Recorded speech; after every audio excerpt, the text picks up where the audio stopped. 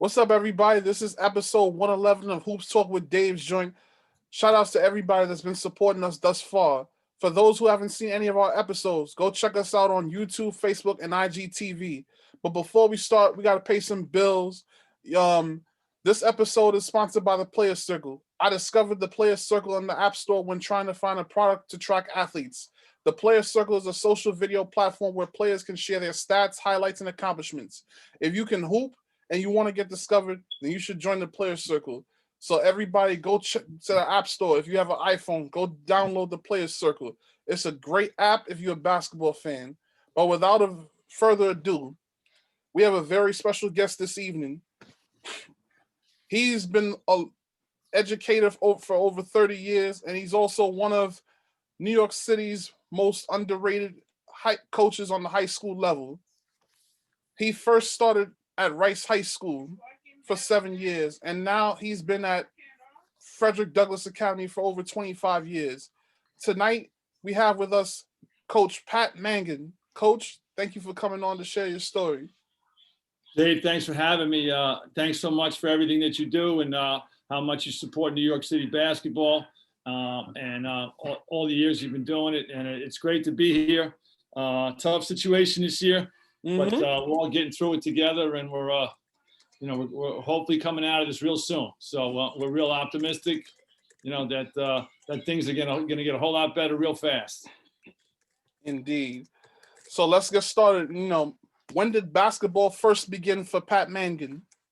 Well, I played every sport under the sun. I came from a really big family, had a bunch of brothers and sisters, and so we were always playing sports, and basketball was one of them. And then it was kind of like the last two sports left. Ended up with playing a lot of basketball and tennis, and then ended up playing basketball and tennis in college, and then came back to New York after college, and went to high school in the Bronx. I know you're from the Bronx, so and then came back to New York in I guess it was late '80s, early, and then started working at Rice High School, and I was a teacher and a coach there for 7 years. Pretty much coaching the last 5. The first 2 years I was strictly teaching, and then went to FDA in '94. Started a program there from scratch. Didn't have a rim, a uniform, a league, not a thing. We weren't in a PSAL or anything. So that was '94 and '95, and took us a couple years to get into PSAL, and then been there ever since, and been very fortunate. Kind of really rolled the dice when I went there because they asked me to be the head coach at Rice, but I knew about Frederick Douglass, so I said, let me roll the dice, and because it's about 25 blocks north, and I knew Harlem very well. And Dr. Monroe was the principal, was a tremendous lady, great visionary, and everybody should check her out because she was the main reason that we were able to have a real serious college prep school in New York City, first one of its kind with uniforms. And this she started in '92, and so I was kind of watching it. And then as a teacher who was really into, obviously I love coaching, but I love the academic side a little bit more. And so she had something that was starting up. So I was really excited to get an opportunity to go there. So I kind of rolled the dice. So we had just been at Rice High School, and Coach Lou DeMello and I were there for 5 years, and he was leaving, and then the principal asked me to be the head coach, and I was like, I've already accepted a position at Frederick Douglass Academy, but thank you very much. And so it was real interesting because you go from coaching #1 team in America with Felipe Lopez, NBA players, and traveling all over the country, to starting a basketball program from absolutely nothing, not a rim, not a league, and so it was really interesting. But the educational part of it was really exciting for me because you get to start something from the ground up and be involved with the school, the academic part of it, and obviously the sports part of it. In my case, the basketball, from the beginning. So to me, it was a real exciting opportunity, but a real gamble. And but long story short, I'm glad that I did it, and it's been a lot of work, but a lot of fun. So Indeed. So, where did you grow up in, and what was the culture like over there as far as basketball? Mostly in Yonkers, different places in Westchester, and it was real heavy duty basketball. So when I was playing at Fordham, I went to Fordham Prep for high school. We played in the Catholic League. So I remember having to guard Jimmy Black, went to North Carolina as a point guard. And he was the top player. But we were playing Powell Memorial. We were playing all those guys. So we ended up doing okay our last year, but we played at the top level of at that time. Fordham Prep played at the top level. We had a real good team, and so it was serious basketball. And it was top level high school Catholic League. This was late '70s, so serious basketball. It was everybody was a player. Yeah, and Fordham Prep was a Jesuit school on a college, like it was a high school on a college campus. Like, how was it going to Fordham for 4 years? It was tough. But academically it was really tough. And but that's kind of what I wanted. I mean, I knew one thing when I was coming out of middle school was like, let me go where all the smart guys go. So that's where all the smart guys went. And so I just went there and kind of hung in there academically and did okay, and played a couple sports. And but the last year when I was there, I'm able to go to college classes on a college campus. So sitting next to college students as a high school student. So at that point I was like, all right, this is just, and I was really ready for college when I went to college. And you really understand what kind of high school you went to when you walk on a college campus. And I was real fortunate because my high school did a great job in preparing me for college. So, did you take the Metro North to school every day? Yeah, you could take the Metro North because the train drops you right there, and it was easy. Just get on, get off. It was super easy. At that time, most of the kids that went to Fordham were city kids, and very few kids from not in the city. I was one of those. But now it's the reverse. Most of the kids that go there are from Westchester and different places up there. Yeah, because Fordham Prep is a whole lot of money. Yeah, a lot of money. Like, yeah, my last year there, they were going to close the school. Wow. Because of financial stuff. Yeah, the building there, and then the guy who was the president kind of said, you guys are definitely going to graduate, but you got to help me raise money to keep the school open. So it's actually a great story. And so we fundraised this and that, and then they started building a lot of stuff. But with that, the school somewhat flipped. They ended up getting more kids from Westchester and a lot less kids from the city. And they were able to build it up because they had built a whole new building and they didn't quite finance it correctly. And then they had to refinance it. So it was the school changed, but it's still a great school. And but it's definitely a little different than it was a long time ago. So wow, and it's $20,000 just to go to Fordham Prep as we speak. Now. $20,630 to be exact. My brother goes to Hayes, and we pay maybe a third of that. Yep. That's crazy. A school like that in the South Bronx that costs $20,000. I know it's different. They do a great job, but it's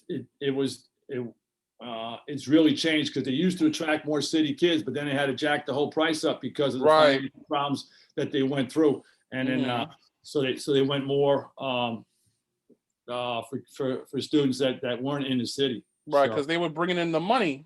Exactly.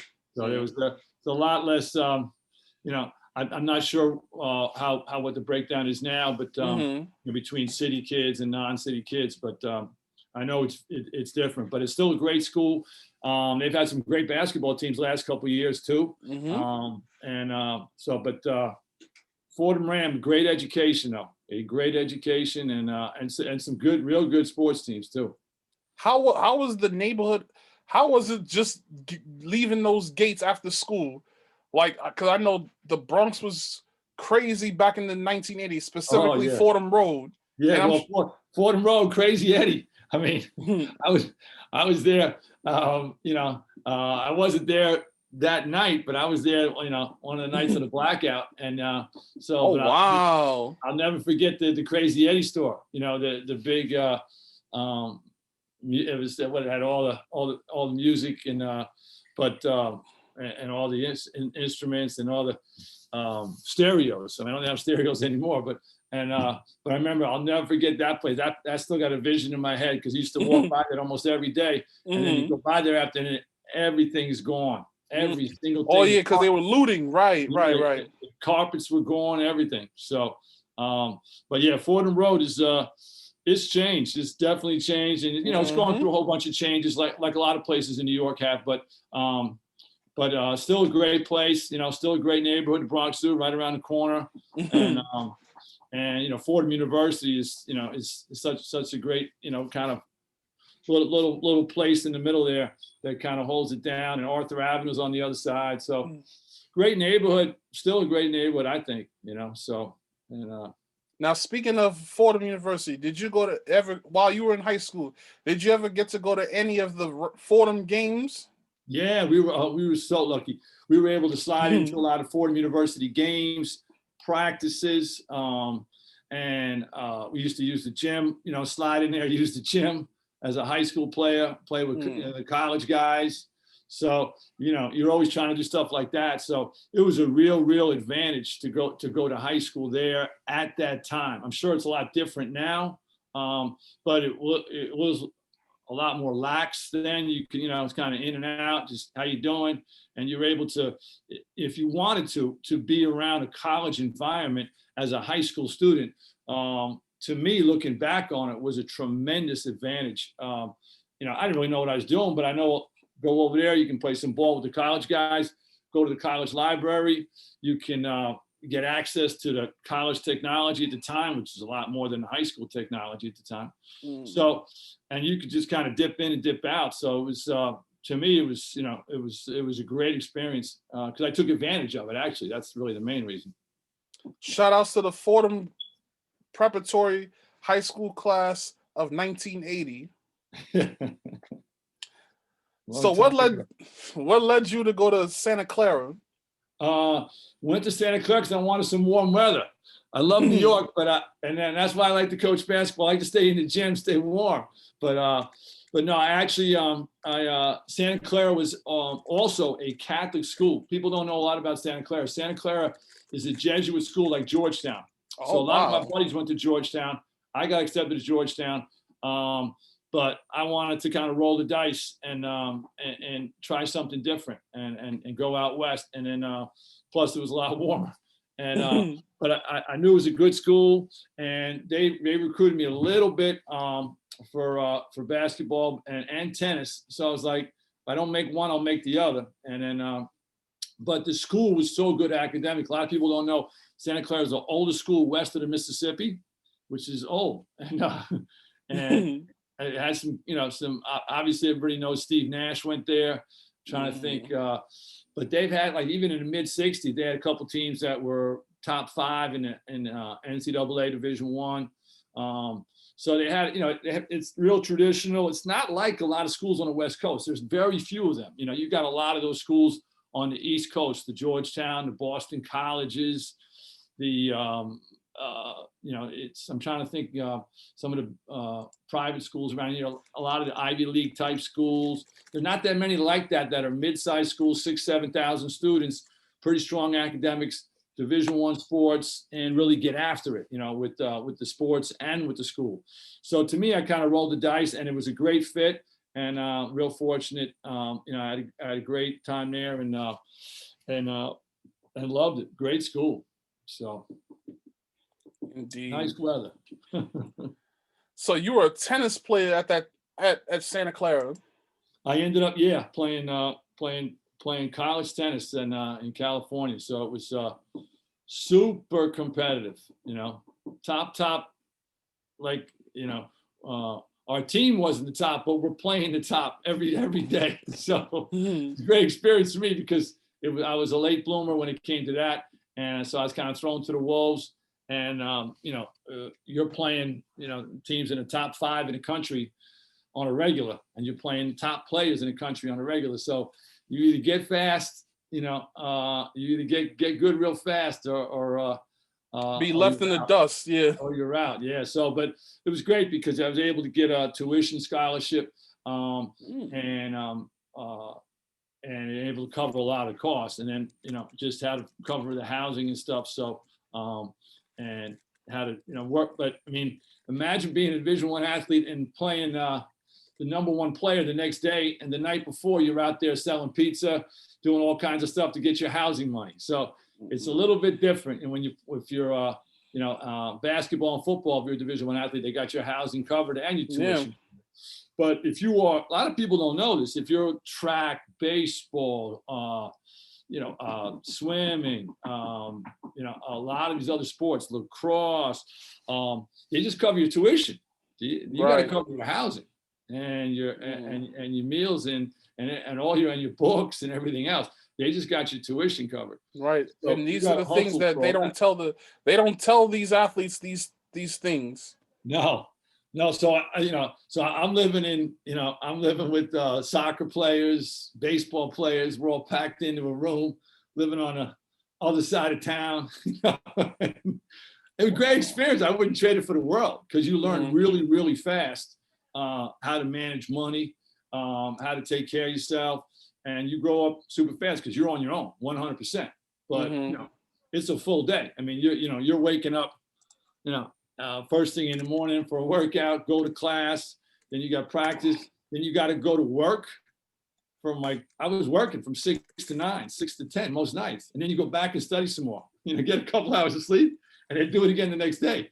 So, but it was a great experience. Wouldn't trade it for the world. Great friends, and got to see a lot. Got to travel pretty much all across the country. He went to Hawaii a couple times. All because of sports, so wouldn't trade it for the world. Great experience. Shout outs to the Santa Clara University graduating class of 1984. Oh, Dave's doing his homework here. So after that, you played tennis for a couple years professionally. Yep. Talk about that a little bit. Oh man, where'd you get all this information, Dave? I got my sources. Yeah.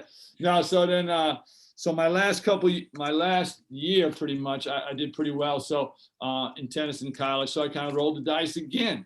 Like to take some chances, and so then I went and played pretty much all over the world, kind of the minor leagues, kind of a minor leaguer. But great way to see the world. And I had a team, played for a team in Germany for a couple of years. But that was just basically for like 2-3 months out of the year. But everywhere, Australia, South America, mostly I stayed pretty much out of the United States, because for me, a lot of it was, I knew it wasn't going to be very long, because I was kind of a late bloomer getting into this. And I said, let me see the world a little bit, and see what I can do. But more for me, it was just kind of have a real good experience for a couple of years. And see the world. So I was real fortunate in that, and had some great experiences, and got into the qualifying events of some big events. Like, I played in Wimbledon qualifying, and wasn't able quite good enough to break through or anything, but I played against a lot of really good players, and saw a lot of what is basically professional sports. So I was really, really exposed to that, and so it was, all in all, tremendous learning experience, and did that for about 3 years, and then came back to New York. So wow. So 1987 rolls around. What led you to become a teacher at Rice High School? Oh yes. So okay, so I ended up, I came back to New York, and started through tennis. I started actually make a couple dollars, started teaching a little bit of tennis. And because of the teaching of tennis, I figured out that I enjoyed teaching. And so I said, well, I really enjoy teaching, so let me give school a try. So I knew Rice really well. We used to play Rice every year. So I played high school games and varsity games in that little tiny gym. So I knew Rice, and I knew that if I was going to get into teaching in school, that's where I wanted to work. And so applied there and became a teacher. Got in there and just started teaching. And then my first year, I was like, all right, so what I was strictly teaching. There was no coaching involved or anything. And I didn't even think about coaching. It was kind of really fun. There's a lot of funny stories, but how I got into coaching. So my first year in teaching, I said, let me just teach, learn how to do it. And then after that, maybe I'll, look into some other things. So that's all I did for my first year. But then there I am, about my third or fourth faculty meeting. And Rice was a different kind of school. So he had a first faculty meeting. The principal says, we need a bowling coach. We need a bowling coach. And because the bowling coach just got deported. And wow. I know, it was tough. And so we had a bowling team. All the kids were excited. And he goes, the first match of the season is this afternoon. So I was the new guy on the block. So all the old guys, all the old teachers in the back says, no, new guy's got to do it. The new guy's got to do it. Wow. So that's how I got into coaching. So I ended up coaching high school bowling, and I did it all the rest of the years I was there at Rice too. Wouldn't give up. Even when I started doing all the basketball, I wouldn't stop with the bowling because it was so much fun. And but the main thing is just it's just working with kids after school, totally different environment to being in a classroom. Real relaxed atmosphere, and you get to spend time with the kids and see what they're really all about. See what makes them tick. See what they want to do with their life. So I mean, imagine, I don't know if you're old enough. Remember those old Yankee Stadium lanes? Although the bowling lanes right next to Yankee Stadium. Oh yeah, I think I believe it was I think I was in middle school, maybe 7th or 8th grade, when I was at MS 224. One of my teachers took us to the bowling lanes right near Yankee Stadium. I know exactly. Yeah, I remember. I know that place. That's where we were every Wednesday or once a week for the whole Catholic League was in there bowling, and it was a great experience. We had a lot of fun, and so that was my entree into high school coaching. So now, when did you get involved with basketball at Rice? So then after my second year there, the head coach, Jimmy Burbage, left because he was going to become a lawyer. And they actually, that year, I used to go to the games and just kind of hang out with him a little bit, kind of like be a fan stuff. And he was a great guy. And they lost in the city finals. And Ronnie Arnold. I don't know if you remember Ronnie Arnold. Yeah, I know Ron Arnold. He went to my college, St. Francis. Yeah. Shout out to Ron Arnold, man. Yeah, he's the best. And he's so they lost in the city final. And then Jim Burbage went on to left Rice and went on to be a lawyer. And then Lou DeMello, who was a great guy, great friend, great coach. He was a PE teacher. And he had a lot of basketball experience because he was at Mount Vernon High School as an assistant coach for a couple years while he was working at Rice with me. I think Lou and I started the same year at Rice as regular teachers. And Lou was an assistant coach at Mount Vernon during that time. And so Mount Vernon was, powerhouse, and so they had, great coaches, and Marshall Reef was the head coach, and so Lou became the head coach, and Lou asked me to help him out, and I'm like, listen, I know a lot about basketball, I haven't really coached it in a long time, so I ended up being Lou's assistant, the JV coach, and then I started the varsity B team there. So I was there 7 days a week for about 6 years in a row, coaching 100 games a year, and great experience though, super experience. And but it was a great learning experience, learning how to be a teacher, learning how to be a coach. And we learned pretty fast, because if you didn't, you weren't going to last there too long. because it was a super competitive environment, obviously in the Catholic League. A lot of good coaches to learn from. But you know, if you work real hard like we did and put in a ton of time like we did, you were able to learn real fast. And Lou was great to be with and great to learn a lot from. Because he was, when we started, he was you know, more experienced than I was. And and what a great guy, great coach. And you know, he did a great job. And I was just doing every little thing that I could to help out 24/7. So, but it was a great experience. So wait, you were on the varsity as an assistant for 5 years. Yes. So Lou and I basically started and finished together. Oh wow. Yeah, as he stayed on as a teacher there at Rice after he started coaching. But so yeah, we were you know, together the whole time while we were at Rice High School as far as coaching. And he and then his last year as a coach, he had some college offers. He ended up taking a job as a college coach at Concordia. And then they asked me to be the head coach. And in the same handshake, I before I let the guy's hand go, I said, thank you anyway, but I'm going to go up the block to Frederick Douglass Academy and become a teacher up there. So yeah, before we get to FDA, so you know, you coached some pretty good players over there. Jerry McCullough, who else was there? Reggie Freeman. Jerry McCullough, Reggie Freeman, Gary Sanders, and somebody. Gary. Gary Sanders, Scientific Map. Yep. Melvin McKee, and a player by the name of Felipe Lopez.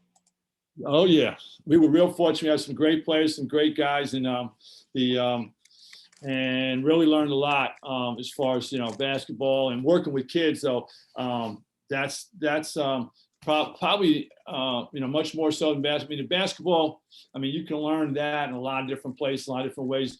But working with high school kids and really getting them to get the most out of themselves academically, and obviously with basketball, but also as people and stuff.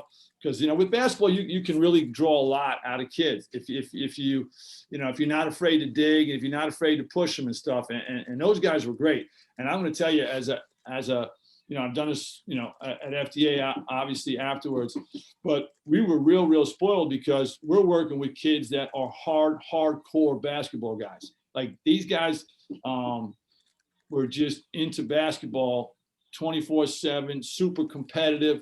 You know, really, you know, their competitive nature was just incredible.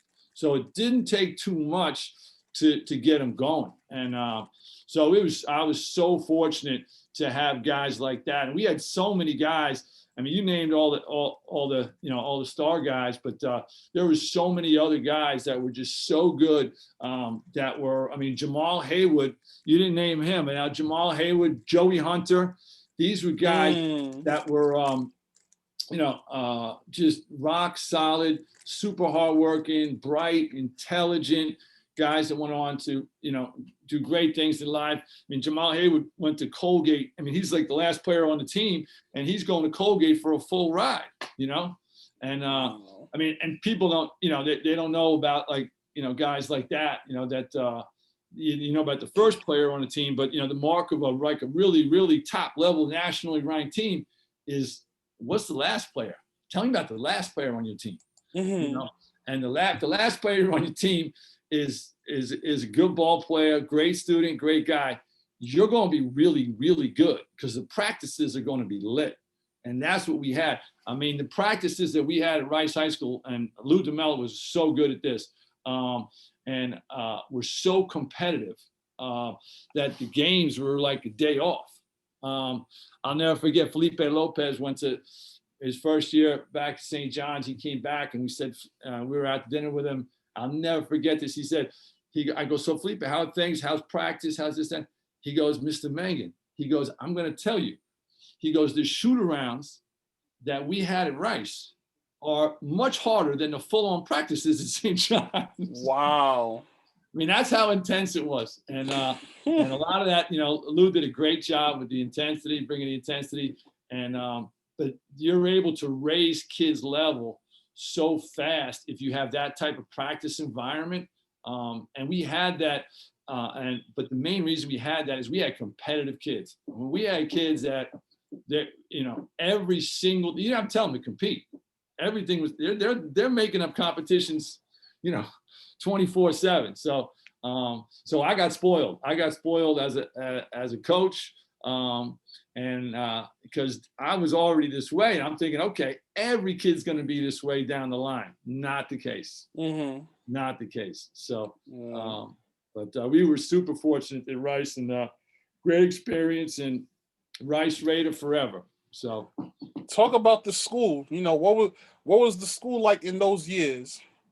The school was super solid, as far as they had some really, really good teachers that were tremendous in their subject areas, and you had a mixed group of students where you had some students that could go to any college in the country and do well, and they did. I went to a couple of West Point graduations from Rice High School students. Harvard, Yale, Columbia. We had those type of students. We had middle of the road students that are going to go to solid 4-year schools, and we had a small percentage of students that had some special needs. And and I was getting at night. When I was at Rice, I was getting my master's at night. Actually, I went to Fordham again, and they gave me a great deal. The Catholic school gave you a great deal to get your master's. So I ended up teaching a lot of students that had some reading difficulties and some other difficulties in school and stuff that were in a Catholic school. So, right. And so we had a full range of students there, but great school spirit, great atmosphere, obviously a little different, all male environment. So, and it was just the right size. So great place to learn, but be ready to work. Cause I'm teaching 6 periods a day, 4 different preps, did lunch period, and we're there till 8, 9 o'clock at night, Saturday, Sundays. So, you had to love it. And we had a lot of guys that loved being there and loved the school. And the kids were great. Mm-hmm. So talk about that 93-94 season. Oh, wow. That was special. That was something. That was the game. Of course, you only remember the games, a couple of games that you lose, right? Mm. So, I'll never forget, it was Ron and LaSalle, and we lost to those guys at LaSalle. The big blizzard game, yeah. Yeah, right. And I think it was in January, yeah, because we had and that was just a really tough game. Could have gone either way. They were really tough. And obviously, they're even tougher in their gym. And but I remember that one. That was a tough one. Because Ron, he's talking about competitors. Woo. Mm-hmm. I got so many great Ron Artest stories. I was coaching wheelchair one time, and it's an all-star game, so they're playing around a little bit. Yeah. And I called timeout, and I said, all right, guys, we can't play around. You all got to play hard. So, and I said, listen, I took out a $10 bill, and I said, I got $10. $10 is a lot of money at that time. And I put it on the bench. I said, next guy that draws a charge you can come take that $10 and do whatever you want with it. So they started playing defense, and Ron Artest draws a charge. 2 minutes later, he subs himself out, sits right next to me, takes the $10 and says, I'm good, coach. Wow. And that turned the whole momentum of the game around. Everybody started playing hard. The kids had fun. And we ended up winning, all because, Ron Artest was so competitive. But I knew that because I saw him, it's, obviously a big game in his gym at LaSalle. And he didn't want to lose. He didn't want to lose. He wasn't going to have losing. And they outcompeted us by just a little bit. But the other big memory I have of that one is I remember we became the #1 high school team in America. And you're a New York City basketball guy. And I think this was the last time this happened. And this was when we won the Beach Ball Classic in Myrtle Beach, South Carolina. And, yeah, I think you guys played Kevin Garnett down there. No, that's a whole different story. Kevin was in a different thing, but that's a whole Kevin Garnett stories. That's a whole different one. He was there playing with his local team in the Malden, yeah, in the local tournament, and we were playing in the national tournament. But we ended up beating Simon Gratz with Rasheed Wallace. Okay, that was 92, 93. Okay, got you. And in the final, and I'll never forget that game, but also remember the practice for that game. In the practice for that game, I had to take guys and split them apart. This is the morning, like 8 o'clock and 9 o'clock in the morning, and we're playing at like 8 o'clock at night. And we get up and we go to the gym. We're having a practice, and we went after in practice. And I'll never forget, these guys were just so competitive in practice. I had to pull them apart. We had to stop the practice short because they were ready. They were so ready to go. And I just said, we're winning the game. We're winning the game. And we won that game. We became the #1 team in the country. And we were flying the banner for New York City basketball. So it was great. But I think that was the last time, unfortunately, that I think we've had a New York City team ranked #1 in USA Today. And honestly, you might be right, because I don't think that there's ever been any other team that's ever gone as close to #1. None. Yeah, I know that. Yes, and we were there until the South bumped us up. We were holding that. Oh yeah, that game. So because of that game, you guys lost that #1 ranking. Yep, they bumped us down. So whether we ended up finished like 4 or 5 or 7 or something. But at that time you lose one, you're in trouble. But you're going to lose one in the Catholic League at that time. Because there was so many good teams, so many good coaches, a lot of really good coaches, and great place to learn and stuff as a young coach and stuff. And but plus I was coaching, all these JV games, varsity B games, and then with varsity A games. So it was a lot of basketball, but wouldn't trade it for the world. So at that time, you guys weren't the only nationally ranked team in town. You also had St. Ray's and LaSalle. How tough was it competing with both of those schools? Oh, it was super tough. I mean, everybody knew each other really well from all the summer tournaments, and a lot of these guys grew up together. And I mean, there's so many stories. I mean, Jerry McCullough and Jamal Mashburn, they were buddies growing up, and Jerry said, "I'm going to Rice," and Jamal said, "All right, I'm going to Hayes," because they both were going to, they didn't want to. So, I mean, these guys, all those games were just, out and out, just last game of the year. Every game was like the last game of the year. Every game was the biggest game. And because there were such rivalries built up. And you understand at that time, different than now, now it's somewhat spread out. There's a lot more high schools. It's diffused a lot. There's a lot more high schools, and at that time there wasn't as many high schools. So the top players were the top players, and there was, so even the number 10, 11 player on a top team was a really good player, and because there wasn't a lot of other high schools, so you had to kind of funnel in and just do your best, and so the games were super competitive, and it was. It was great. It was, and the atmosphere. I mean, it was just, every game was super, super important, because there was just rivalries, and you didn't want to lose. So talk about the 4 games that you guys had against St. Ray's that year. You guys played them in 2 regular season games, one of them at Iona College, and you guys played them twice at Fordham. Yeah. During the diocesan championship and the city championship. Yeah, I mean, Gary DeCesar did a great job with all those teams, and we knew each other so well, and Kareem Reed, but the good thing, I mean, the first thought when I think of us versus St. Raymond's, obviously everybody's thinking of Felipe, and Felipe was fantastic, but to me, we had Ziggy and we had Science. And we had Joey Hunter. We had some guards that could defend. and we had some guards that weren't scared of Kareem Reed.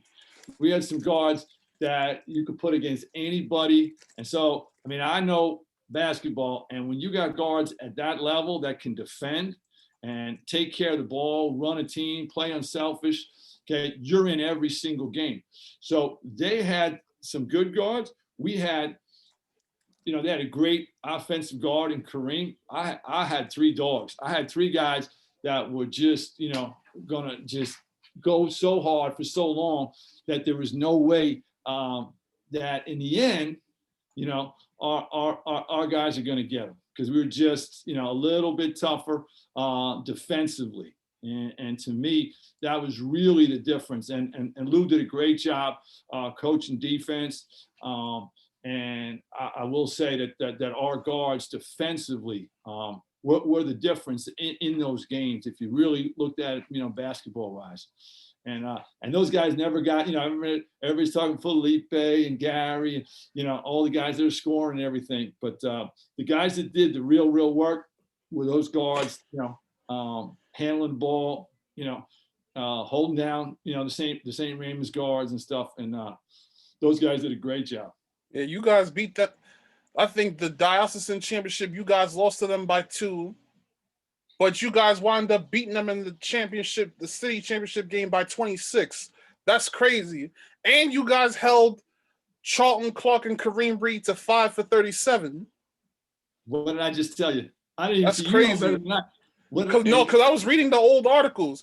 I know one was 2 for 14, and the other one went with 3 for 23.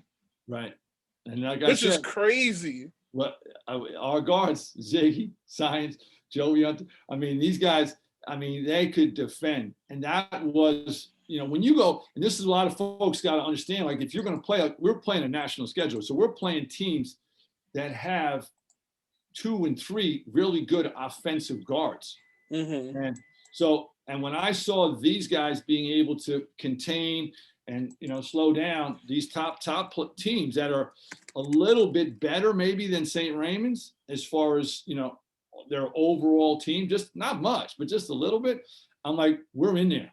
We're in there because we, you know, our defensive ability to guard the ball was so strong and so consistent, and we had multiple players that could do it.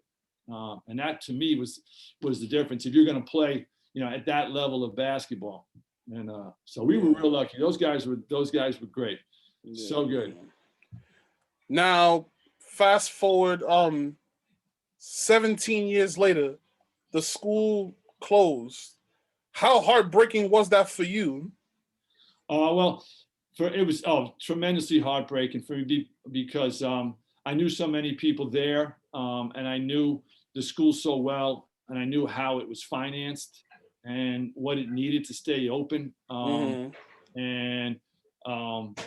I knew that a lot of the memories would be never lost, but I say reduced, just because the building wasn't there. You didn't really have, you know, the physical aspect to kind of have people in and kind of remember. So it was real tough because it was such a different kind of a school and such a place where so many young men did so well for so many years. And it was tough. But it was, you know, but so many great memories though. Just the memories you can never take away. Great memories like that though. They'll be with me, and they'll be with everybody that was part of the Rice family for years.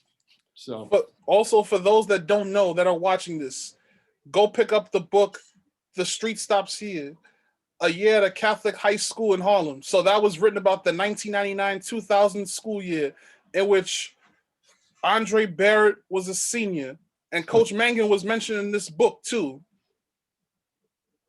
Okay, I didn't catch that one, but yeah. Oh, no. You never heard about the book? I heard about the book, yeah. Yeah, so you were mentioned in there, and you might probably have been quoted in that book. I'll have to check that one out. Yeah, you definitely got to cop that book. Yeah. Matter of fact, I would say a couple of months before it closed. I was out of high school by then, you know. But brother Glenn Humphrey, shout outs to brother Glenn, man. That was my guy.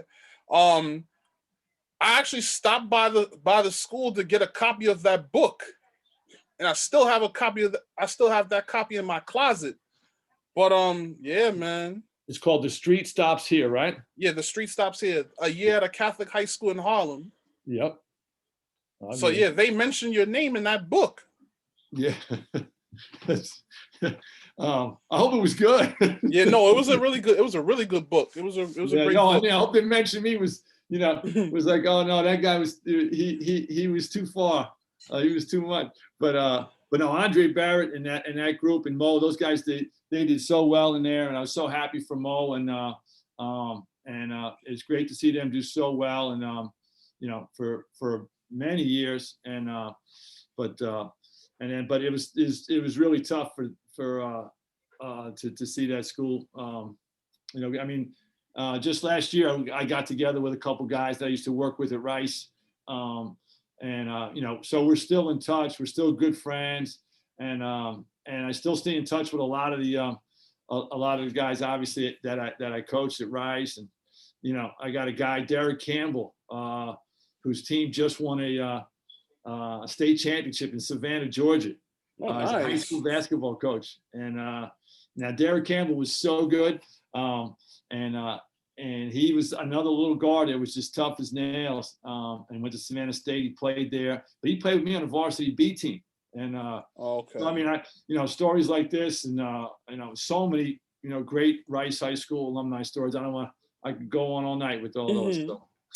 Nah, so moving forward, yeah. So when did FDA come into play?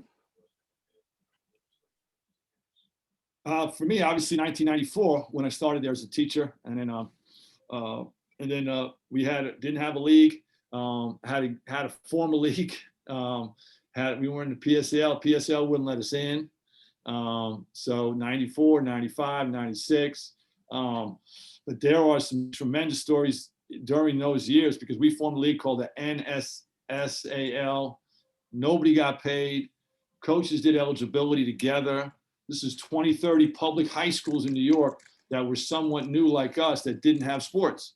So, and we formed this league, and I ended up, just because the other guys kind of fell out and went different places, I ended up, me and a couple other folks ended up pretty much running the league, and it was real exciting. It was great. It was great for the kids, and so you had a lot of schools that weren't in the PSAL at that time. Us, Beacon, Wadley, a bunch of schools that were new small high schools that PSAL wouldn't allow us in. And long story short, we had a march. I had to form a whole thing. Couple years, God, had to get a union lawyer, a labor union lawyer. Wild story. And we formed a coalition, marched on the Board of Ed, marched on City Hall, crossed the Brooklyn Bridge, and then they finally let us in to the PSAL after 2 or 3 years. And then they totally revamped the whole PSAL. So this all happened in 1996. So, and that's a whole story unto itself right there. But that was a real exciting time because I'll never forget it. 1997, 7 or 6, we made it to the B division semifinals, FDA's basketball team, and we weren't even in the PSAL. I had to pay. We had to fundraise and pay for every game that we created, and we were literally one possession away from playing in the Garden because we were in the B division at that time, and we lost to a team on 14th Street at St. John's. But the story behind it was at St. John's that year, they would have it was just AA, single A, and B, but all the top schools would all play in one day. And so that all the fans would come in, and so this is little tiny FDA, new school. And we brought 4 cheese buses of fans to St. John's, more than any other school. And this was because it was new, it was exciting, and we lost a heartbreaker, 1 possession away from going to the Garden. And we paid for the officials to be in the Garden that time. So wait, hold on, back up. You said that you had to pay for the officials to play? Correct. What? Correct. So PSAL said, listen, since you created this team, we're going to allow you in the PSAL. Oh my God. But you're going to have to pay for all your officials. They weren't paying me. I wasn't getting paid a penny. And, what? Yeah. How much did that set you guys back? Like $100 some a game? We're fundraising all year long. And wow. I know. And so we had to literally pay for every official of every game that the PSAL created. So, but the best thing about that was the spirit of FDA came through, because we brought more fans. We were the smallest school by far. Then you had all the big schools were there. You had the Lincoln, the Jeffersons. You had all these big schools were there, and their teams were there. But I'll never forget it. We brought the most fans. So, wow, that's amazing. That's my first memory of FDA in the early years of that one. So that was pretty special. Yeah. So what was the school like in the beginning? In the beginning, it was real small, uniforms, dominated by the principal, Dr. Monroe, who was great, but she didn't let any little thing go. Super strict, high standards, high expectations, great classes, great teachers, but we had to get the sports program. There was no sports program really there, and so we really had to get it going. Obviously, we started with basketball, and then we've grown it since then. So now, we have every sport under the sun, and we're really proud of that. And I've been the athletic director there for almost since the beginning.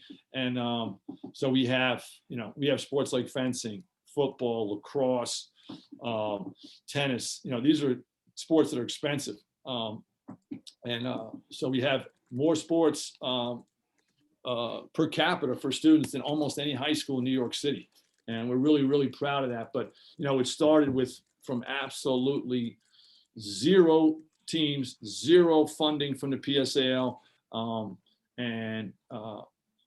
At the time, that's how it was. The PSAL at that time did not have a mechanism to absorb small schools. They do now. Since 1998, they've done that, and they do a great job with it. And we're proud to be in the PSAL, and people are always bashing the PSAL for this, that, and the other. I'm going to tell you, because I've seen it from a national perspective, there is no major city even close to the management of sports in the way that the PSAL does it.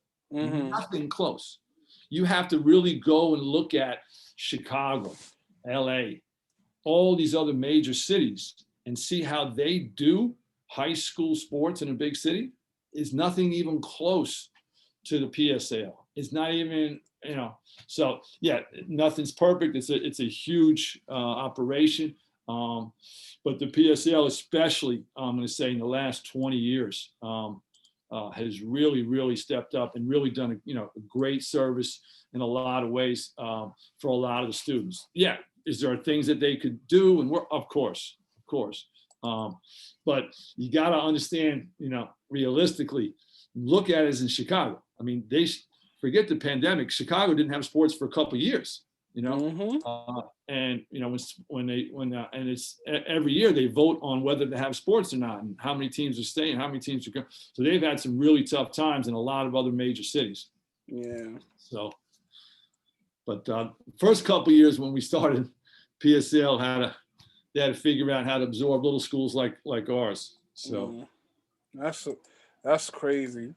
So yeah, how was it building the program in those years?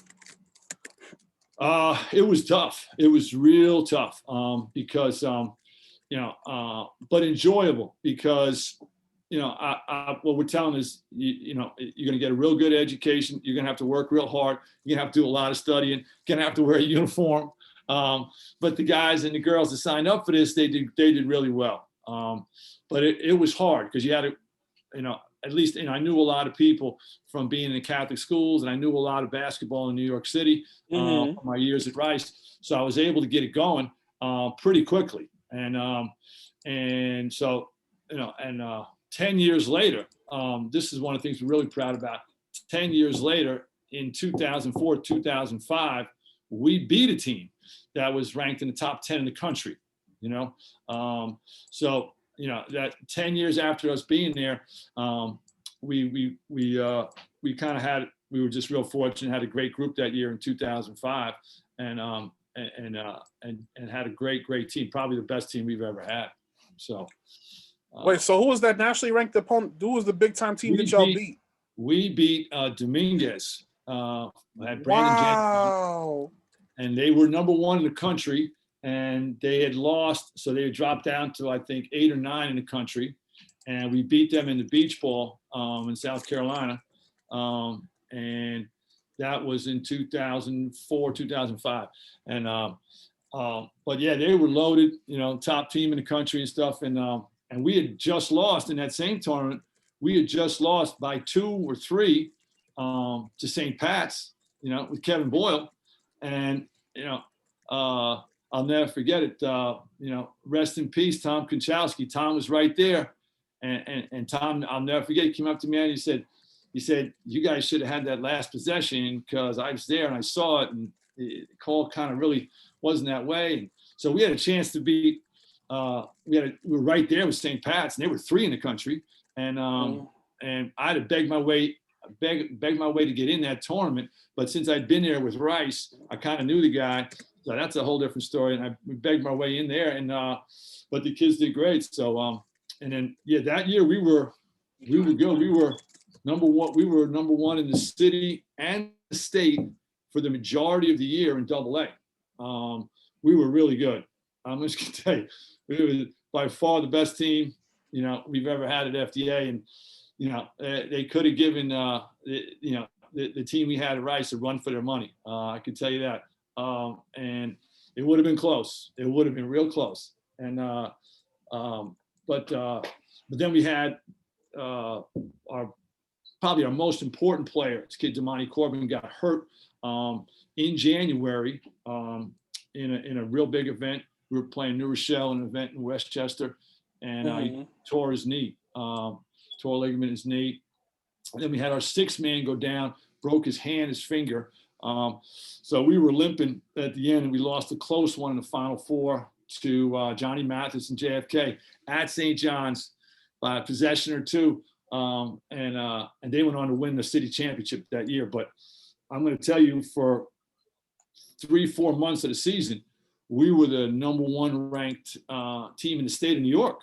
And I had all the Catholic schools, So that was a special group. A lot of those guys, they were all kind of, band of brothers for 4 years, and some good players, and really got kind of gelled as juniors. And they just kind of took over as seniors. And that was a lot of fun. So that was the best team we had at FDA. And that was, 10 years after I started there. Now, this is the 2004 and 5 Lions we're talking about, right? Correct, yeah. So, yeah, I'm actually reading the article in reference to that game that you were talking about. I guess this game was at Iona College, and you guys played White Plains, and you guys beat them by 4.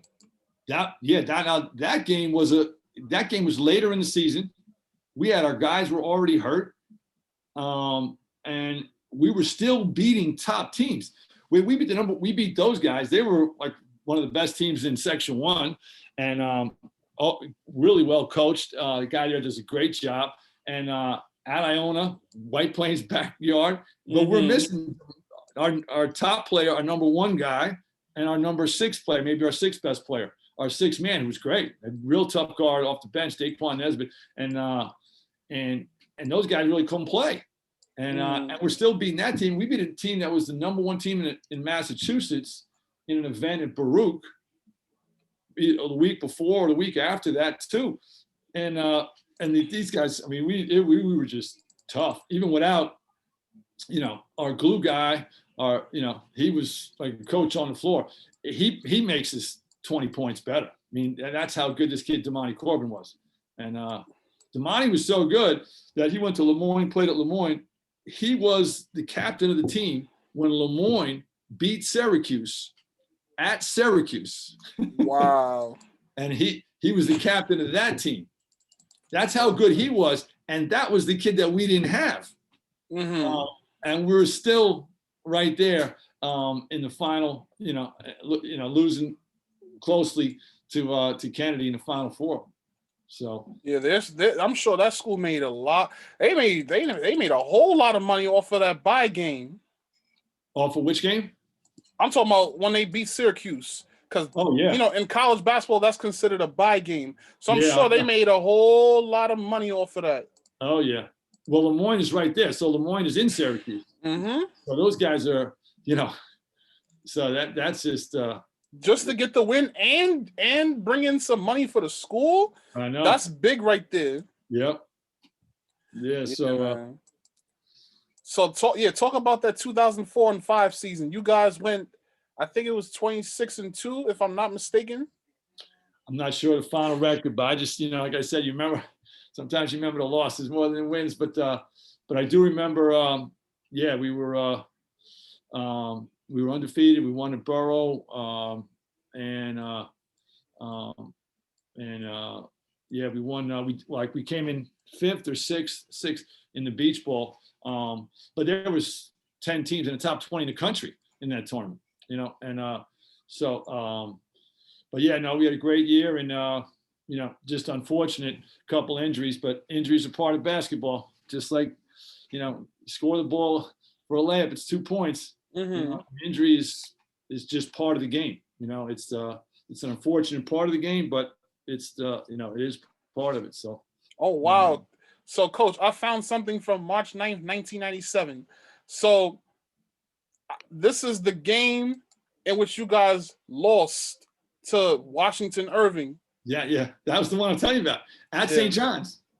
That's crazy. At St. John's, and we lost a heartbreaker. But to me, by 6. Wow. Could have gone either way. And but we had to pay for that game. But we had the most fans in the stands. We brought the most buses of any school into St. John's that day. And we were by far the smallest school. Wasn't even close. So the spirit that we had in the school, and by the way, we had the best cheerleaders in the city. Forget about it. So I'm calling timeouts so the cheerleaders get on the floor in extra time. That's how good they were. And people come to the game to see the cheerleaders. And I knew that was the case. I had no problem with that. No, but yeah. So back to the 2004 and 5 season. You were also featured on a TV show at that time. Talk a little bit about that. Oh yeah, that was. Well, you know how it goes. You're a journalist. You're a media guy. So sometimes when you read an article, because you know how journalists roll. Yeah. When you read an article that's kind of small, you can kind of blow it up because maybe the story didn't get blown up like it should have. Mm-hmm. Right? You see the potential behind the story, so you dig. And then you dig deeper and the story's a little bit bigger. That's what happened to us. So Newsday did a piece when Newsday was pretty big on us, on our academics. This guy saw me at an event, and I'm carrying around a bunch of folders that had all my kids' high school transcripts and information, and I would hand these to college coaches to kind of get them recruited. And so this reporter saw me and said, "What are you doing?" I said, "Well, this is our transcripts, this and that. We're trying to get the kids." So he goes, "You do that?" I said, "Yeah, we got to do it. This is a college prep school. This is what we do. We're trying to get our kids into the best colleges possible and get everything paid for and all that." So he couldn't believe it. So he started asking me. So then he came by school. So he did a little piece in Newsday. So after Newsday picks it up, then we get a call from ESPN. So wow. Rachel Nichols, everybody knows Rachel Nichols. Yeah. So Rachel Nichols spent 2 days with us at FDA. they did a whole piece on us because they came in after Newsday did a piece. They came in and they said, you guys are #1 in the city and the state in the rankings at the time. I forget what month it was. And you guys also have these guys getting these type of grades and these type of SATs, because I had a bunch of seniors. They were great guys. They all had over 1,000 SAT scores. They all had over 80 transcript averages. And they were playing some serious ball. And they were beating teams like a drum, like, a lot of good teams. And we were ranked top. So ESPN comes in and they say, no way, we don't believe that. I said, come to the school anytime you want. I'll show you everything. You can pull out the transcript, you can do whatever you want. So they did. They came to the school. They looked at all the kids' transcripts. They looked at the kids' SAT scores. And they said, this is incredible. They go, wow. You guys are beating teams in the top 10 in the country, and you have these academic standards, and the school's at this address? I said, yeah, you can do it. You just got to work hard. And so long story short, they did a piece on us. And 30 for 30. What's the guy's name? Willie Weinbaum was the guy from ESPN, but and then they did a parallel thing with Coach Carr. So that was a 25-minute piece on ESPN. And then after they saw that, then Bravo TV network, that's probably the one you're referring to. Yeah. Bravo, they saw that. So it's all a media spin. So they saw that, and then they got involved with us, and they said, we got to do something nice for this team and this coach. These guys do a lot of good stuff, blah, blah, blah. So that's how that one happened. And so then they came in, did a whole piece on us. We were able to raise a lot of money for the school. And that was the Queer Eye for the Straight Guy show on Bravo TV network. And that one was crazy because that one was, I think it was an hour-long show, and they showed it over and over again. So, we were able to do some good fundraising for that. So. Wow. I'm like, how did the kids take, being on TV? And do you feel like it helped enrollment for the school as well? Well, I'm gonna answer that last question first. I thought it would. It didn't help at all. Oh, wow. It was, it didn't help at all. I'm like, okay, we're gonna get a lot of kids to fly into the school, and we'll be good. Didn't really help at all. And wow. But the kids loved it. It was a great experience for them, to be involved with media. It's something that they have for the rest of their life. On ESPN, featured on ESPN for 30. It was a 20-minute show they used to have on Sunday mornings, on Sunday afternoons. Bob Lee, that's the guy. So they have that for the rest of life. But when you're that age, dealing with the media and being able to communicate well and represent yourself well and see how much it takes, see ESPN in your school for 2 and 3 days to produce a 25-minute piece, they learn a lot about life and the media and presentation and how important it is. But the main thing is the lesson is simple. Work hard, do the right thing, represent yourself well. Good things can happen, and you can have a lot of fun with it. So we did, and it was a real special group. And a lot of times I think to myself, those guys, I don't know if they would have preferred to have a city and a state championship, because that's how good we were. We were that good, and or get all that media coverage. But afterwards, I'm thinking, okay, so we didn't get the lucky breaks to win the basketball, because a lot of this media coverage came out after the season was over. Wow. So I'm thinking, maybe this was their little present, because they were such a special group. And a lot of this stuff came out when it was April or May of their senior year, especially the Bravo stuff, which was a lot of fun for them. And they get to see it on TV and stuff with their family. So Kevin Linares was one of your players, right? Yeah, Kevin was great. Yeah, Kevin was in that group. Kevin was on that team. Shout outs to Kev, man. Kevin Good was dude. on that team. He's the best. How was he as a player? Oh, he was great. Tough as nails. Always helped the team. he was on that team. He was a backup guard, and because we had some really good players, but we needed him in every game, in every play, and real good defensive player, really energetic, make shots when you needed it. Just tough, but just tough as nails. Just a tough kid.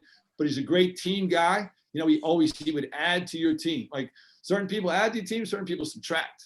He was a big add to your team as far as just his attitude. And he played college basketball. You know, he went up to Clarkston and played college basketball, graduated, did great. So proud of Kevin. Yeah, he's tremendous. For and those then, that don't, he's back. He works with Dykeman a ton, and he's working with kids there, and just a hard goal, big heart. Just can't I'll take a dozen Kevin Linares every day. Also, for those that don't know who Kevin is, he's also one of the co-hosts of the Hey Now podcast. So go on the Apple Store and check on iTunes and check that out. Check out the Hey Now podcast. A lot of comedy. I was also a guest on that too. So everybody go support my man Kev Jennings and the rest of the crew, and support the Hey Now podcast. But yeah, moving forward, Coach. So you also created the A+B CDE Foundation, which also stands for Academics in Basketball Equal College Degree Foundation. Like, talk a little bit about that. Yeah, I created that just to the main reason was to create a networking opportunity for all the kids that came through the basketball program. That's the number one purpose of that, is so that forcing these guys to have a network that they're going to be attached to, and that they all kind of came through the basketball program. And also gives us a way to obviously fundraise and give back to a program that they came from. But it stands for academics plus basketball equals college degree educational foundation. So ABCDEF. And but it's also, it's a great way for me to work with our alumni. And I learned very quickly when I after about probably my 10th year as a teacher and a coach, how because you can see once you see the cycle of how influential your former students, your former players, your alumni are when they come and meet your current students, and the impact that they instantly have on the current students and current players you have on your team. And it's just a networking excuse for these guys to connect and work together. Because so now I have, tons of former players that are hooking each other up with jobs and networking, and, because you got a guy that graduated 10 years before another guy, but they're both accountants. And, I have the guy that does my accounting is my former player. So, and he's hooked up, he's got his own accounting firm now. So, and I got 3 or 4 other guys that are also accountants. And the one reason that they're accountants is they had a big brother to talk to kind of mentor and advise them through, do this in school, do that in school, don't do this when you come out. So we got a lot of examples of that, which is kind of each one teach one, big brother, little brother. So that's the real exciting part of coaching is seeing how well these guys do when they finish to go into college and careers and families, and guys live over here, guys live over there, and sometimes they don't connect because they didn't go to school with them. They might have been 4 years behind them, but they're very similar. And I know that. And I know if I introduce this guy to this guy, they're going to get along like crazy. Obviously, they got FDA in common. They got basketball in common. Okay, they both put up with me, which is hard to do.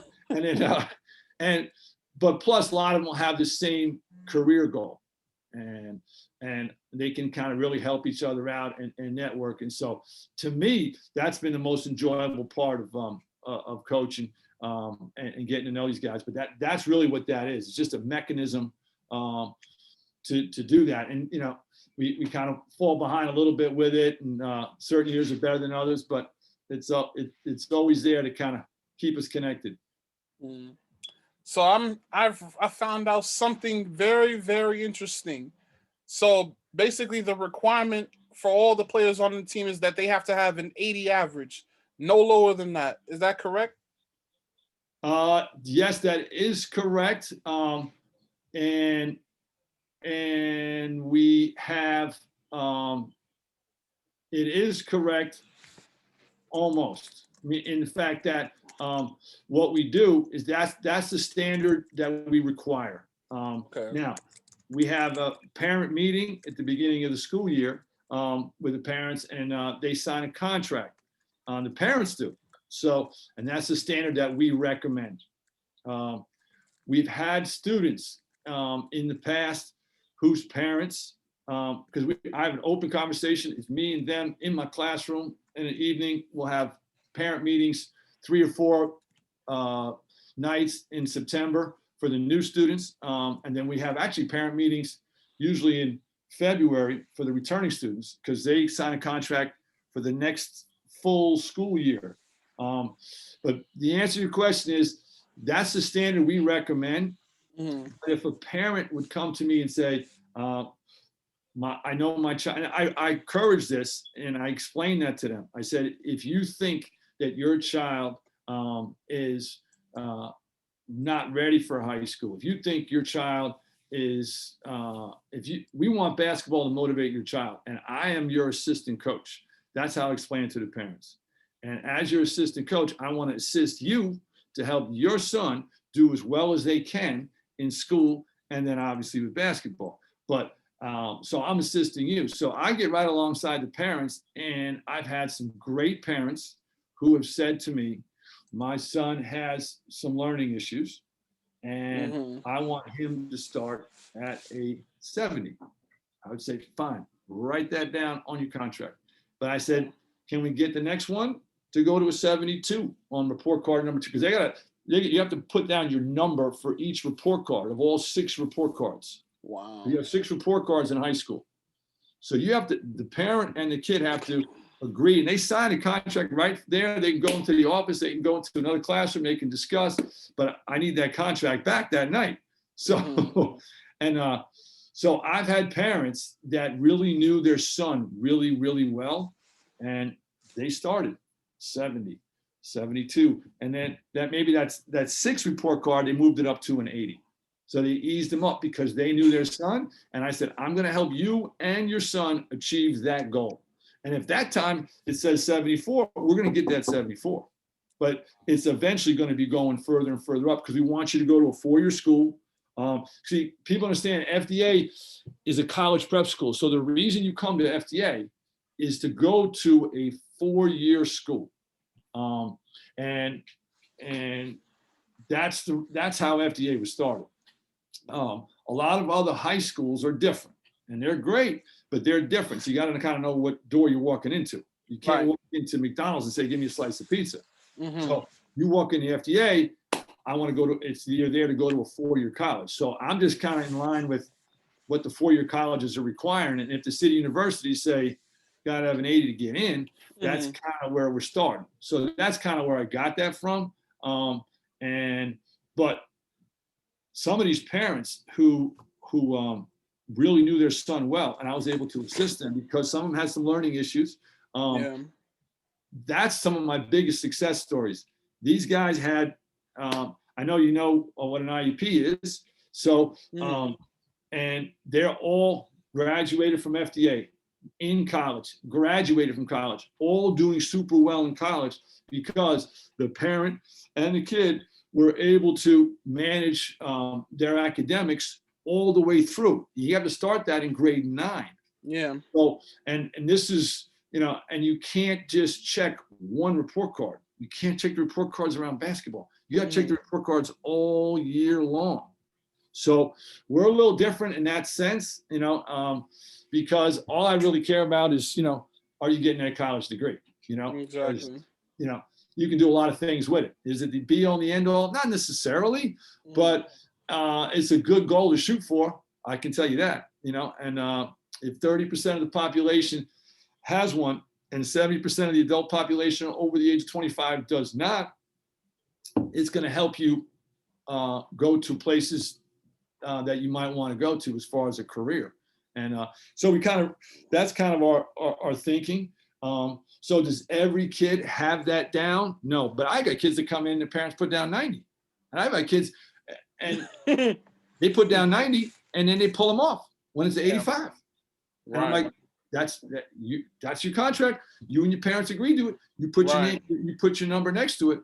So we do have a range of that, and that's kind of a lot of that's not really spoken about a lot by a lot of people. So no, that place you got to have an 80. That guy's crazy. Grades he's OD. I said no. I said you got to understand. This is FDA. FDA. Okay, so this is a school where it says right there, you're signing up to try to get into a 4-year college. So exactly, yeah. If I let kids rock with 65s and let them play, I would not be following the mission of the school. Right. So I'd be out of line. I would be out of line because you signed up to go to McDonald's and I'm letting you coming in, I'm giving you pizza and you're cool with it. I mean, that's no. And you got to push them towards success. And I love how you brought that up, how you had the parents sign contracts. It reminds me of the movie Coach Carter. But honestly, yeah, I feel like those parents that came to you for help, asking for help, I applaud them, because there's a lot of parents that will let their kids suffer in silence and do nothing. Oh yeah, but in that same meeting, I'll have kids who come to me and they'll go, Mr. Mangan, my parents not going to come. They're just not into it. I'm like, no problem. Okay, so then I would take him in the other room and I would take one of my older players and say, listen, you and me are going to advise this young man on what to do. His parents can't come, whatever. Right. We're going to figure it out. So we would sign a contract together. And I would work, but the best part about it is I'm going to bring in an older kid in 11th grade or 12th grade that kind of knows the deal a little bit to help advise this kid, basically his big brother. And so at that point, then it gets real interesting. And, if the parent gets involved, great. If they don't, but, a lot of times we have students whose parents can't make it a lot of the time and are not that involved. But we got to keep it moving because the kid's life is going on, and the kid's education needs to be done really, really well, and it needs to be a serious, serious part of his life. Exactly. So, shout outs to the parents out there at FDA that's really, communicating with you. I applaud them for real. Yeah. No, we've had some really good ones.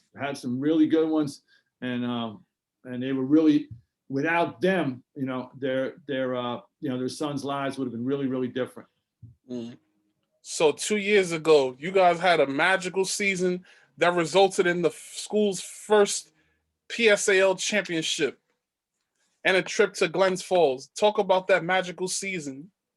That was special. We had a good group. It was a different group, and we were up and down. We had a couple guys that were new. And the best part of that season, we took a trip to Florida for a Christmas tournament, and good tournament.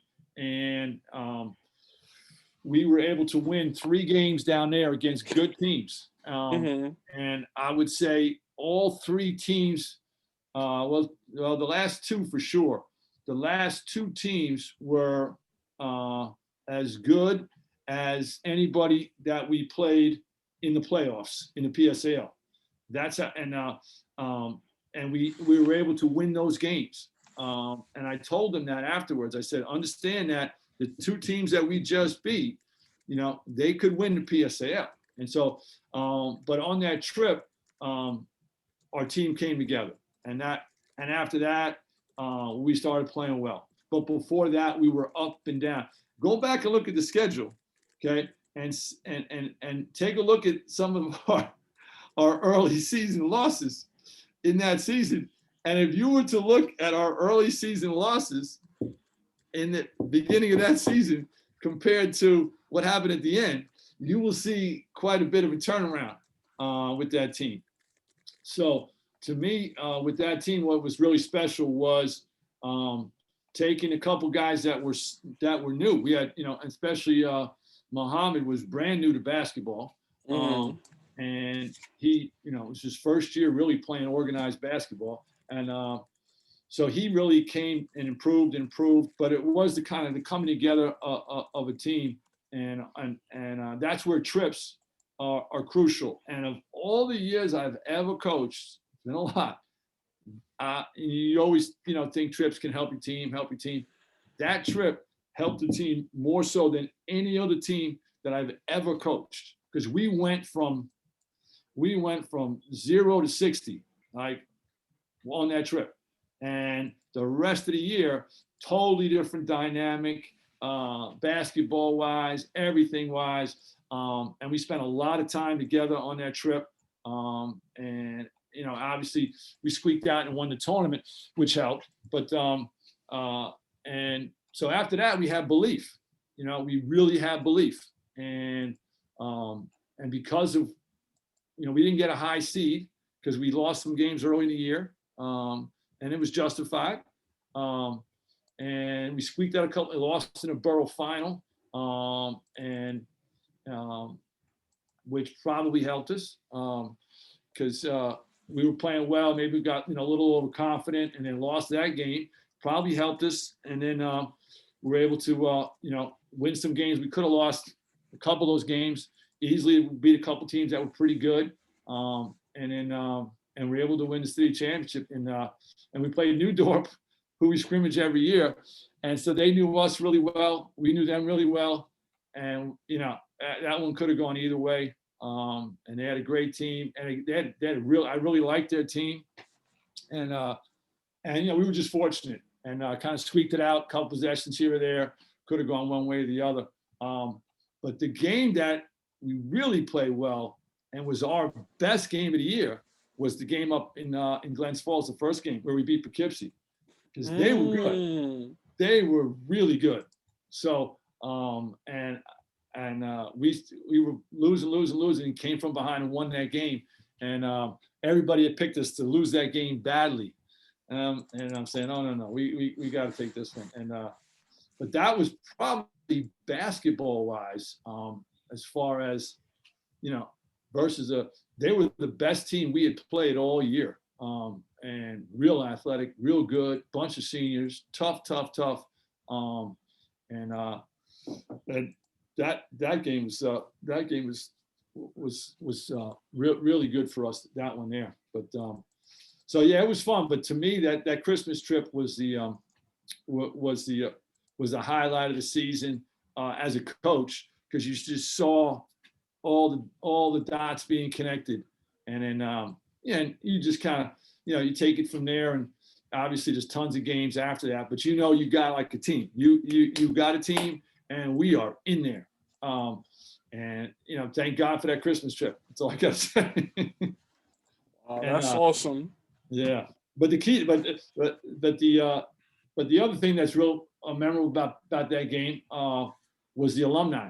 The alumni that came out at that game, and the support that we had was absolutely tremendous. We might have had more alumni there than students. So, wow, that's crazy. Yeah, man. But remember what I told you about the alumni, and we might have had more alumni there than students. So because the spirit that was in FDA, for the first 15, 20 years is tremendous. So wow, man, we still got it now, but it's just a little different. So. That's big right there, man. Shout outs to that class, that year, man. That's amazing. So you guys are also one of 9 schools in the Adidas Legacy program in New York City. Talk a little bit about what Adidas Legacy has done for you guys. Adidas Legacy is so great. It's done so many great things for our school, our program, our girls team, and all the other schools that are involved. It just makes kids and schools feel special. It really does. And makes them feel that they're appreciated. It gives them a sense of pride, and and they have so many good programs associated with Adidas Legacy, as far as them bringing in speakers. And they just did this really good program with the where they're going to raise $1 million to give to seniors for college scholarships, which is tremendous. And so I can't talk enough about Adidas Legacy. And as far as them coming into New York, Chicago, LA, and going to, certain schools that are have basketball programs that need the assistance, obviously with equipment and uniforms and gear, nice gear like Adidas hoodie here. So, Yeah. but just the whole atmosphere and the professionalism that they bring and the exposure that they give to so many student athletes, boys and girls. I think they're up to nine schools, 8 or 9 schools now in New York. But it's been tremendous for us, for us to have obviously nice uniforms and shoes and gear. But more importantly, is the exposure to the whole world that they offer to the students. And one thing right at the top of my head, they'll bring in different WNBA and NBA players to speak. And I remember they had all the teams at a place at a big hotel on 42nd Street. And Donovan Mitchell, Utah Jazz spoke, and the kids were riveted. And he spoke so well, and he did so well speaking to kids. I was so impressed that he really knew how to speak to teenage basketball guys, because a lot of NBA players do not. Right. They mean well, but Donovan Mitchell on that night, he hit a single, he hit a home run. And so they have a lot of special events like that where they bring all the teams together, and that's really unique. So you have all these different schools coming together, playing some ball, listen to a speaker, kind of hanging out. And it's just a great atmosphere. And they have events like that. And they just do so many good things. And they have different creative events that they did over during the pandemic, where kids had to make different videos, and just so many good things that really make kids feel special, appreciated, and exposing them to so many different aspects of life. And obviously now with this new college, $1 million in college funding is tremendous for students to get college support. So Adidas Legacy is, it has been great to us, and can't thank them enough for everything that they've done.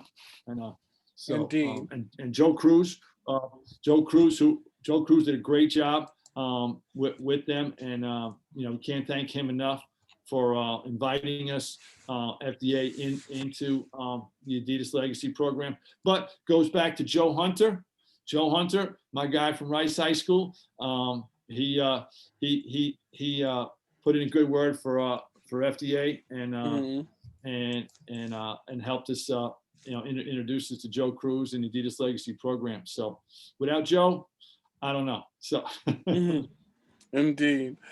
So this is one of the questions that I love to ask before I lead up to the final question.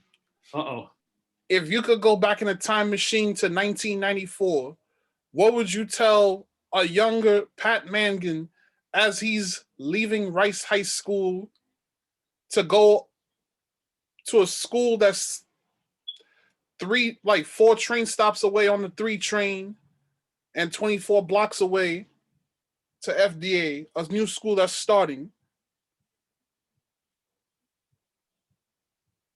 What would I tell that guy? I would tell that guy to be more patient. Probably to be more patient, and it'll all happen. And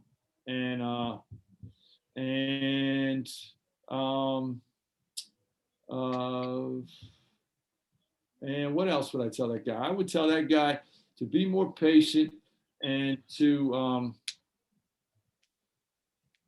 just be ready to learn, because it's a totally different school. And But I think I did a pretty good job of that, but maybe could have done a better job, but probably those two things. Yeah. Just be more patient and be more willing to learn.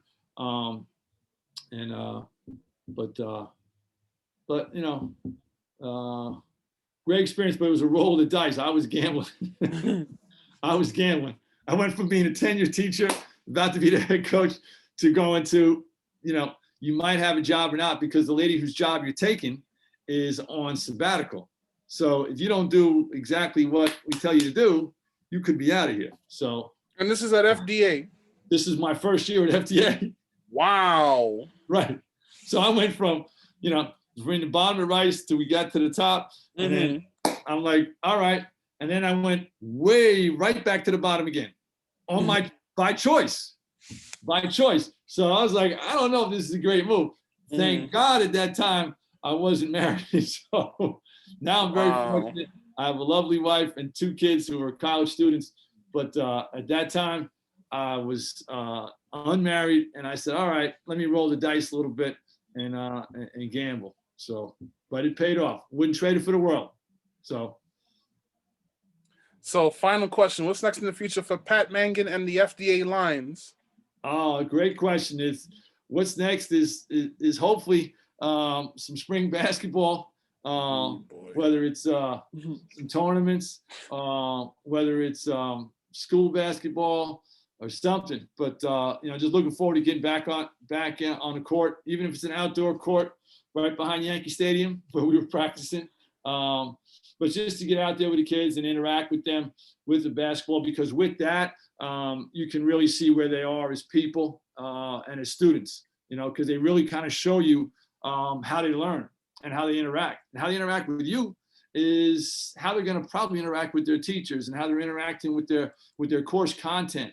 And and then that way, you can kind of help them reach their potential, as students, as people, as basketball players. But that's what's next. And then who knows, keep your fingers crossed and see what's going to happen as far as, this summer and then obviously next school year. But really hope that the, PSAL does some stuff as far as the spring sports. I'm not sure about the winter sports, but I really hope that the kids, my main thing, because people ask me all the time, and I'm pretty involved, obviously, is I really hope the PSAL just has spring sports, starting as soon as possible, because the kids on the spring sports didn't have a season all last year. And exactly. That would be my 2 cents, is do spring sports really, really well. And because they didn't have a season. So give them a full season. Don't have them mixing and matching with other teams and this and that going on. And a lot of schools, spring sports is the biggest season as far as the most number of teams. Okay. Right. So they didn't have a season. So, you got to take care of those guys first. Exactly. As much as I love basketball and all that, you got to be fair. So that to me, that's what's coming down my lane right now. Maybe I'll get to do a little basketball with my guys, but I got to take care of the spring sport athletes in our school that unfortunately did not have anything resembling a season last year at all. Right. Yeah, and you need to make sure they have a good season. That would be really, really important to me, is that to see those kids on those teams have a good experience. Exactly. Coach, thank you for coming on to share your testimony, and I wish you and the Lions nothing but the best moving forward. My pleasure, Dave. Thanks for having me, and hope I wasn't too boring. No, you were great. You were great. Stories, yes. Nah, Coach. But everybody, this is episode 111 of Hoops Talk with Dave's Joint. Shout outs to my guy, Coach Mangan, for coming on to share his story. For those of you that support Coach Mangan, if you're an alumnus of FDA or Rice High School or Santa Clara or Fordham Prep, or you want to donate to the A+B CDE Foundation, go check out Coach Mangan's LinkedIn and also check out the FDA basketball page on Instagram. But if you want to definitely hear Coach Mangan's story, check this out on YouTube, Facebook, and IGTV. Stay safe, stay blessed. Peace. Thanks, Dave.